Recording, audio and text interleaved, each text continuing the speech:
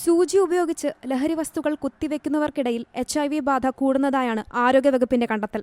സൂചിയിൽ നിറച്ച നിലയിലാണ് പലപ്പോഴും വിതരണക്കാർ ലഹരി കൈമാറുന്നത്. ഉപയോഗിച്ച സൂചി ഇവർ വീണ്ടും ഉപയോഗിക്കുന്നത് പതിവാണ്. 80% ആളുകളും കൂട്ടുകാരോടൊപ്പമാണ് ലഹരി ഉപയോഗിക്കുന്നതെന്ന് എക്സൈസ് സർവേയിൽ കണ്ടെത്തിയിരുന്നു.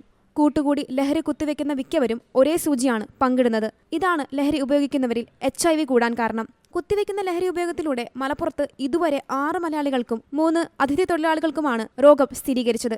ഒരാൾക്ക് HIV സ്ഥിരീകരിച്ചതിനെ തുടർന്ന് കേരള എയ്ഡ്സ് കൺട്രോൾ സൊസൈറ്റി നടത്തിയ പരിശോധനയിലാണ് വ്യാപനം കണ്ടെത്തിയത്. ഇവർ ഒരേ സൂചികൾ പങ്കിട്ടതായും വിതരണക്കാർ സൂചികൾ വീണ്ടും ഉപയോഗിച്ചതായും മലപ്പുറം ജില്ലാ medical officer doctor R. Renuka സ്ഥിരീകരിക്കുകയും ചെയ്തു. കുത്തിവെക്കുന്ന ലഹരി ഉപയോഗത്തിലൂടെ സംസ്ഥാനത്ത് ഓരോ മാസവും ശരാശരി 10-ലധികം പേർക്ക് HIV സ്ഥിരീകരിക്കുന്നുണ്ട്.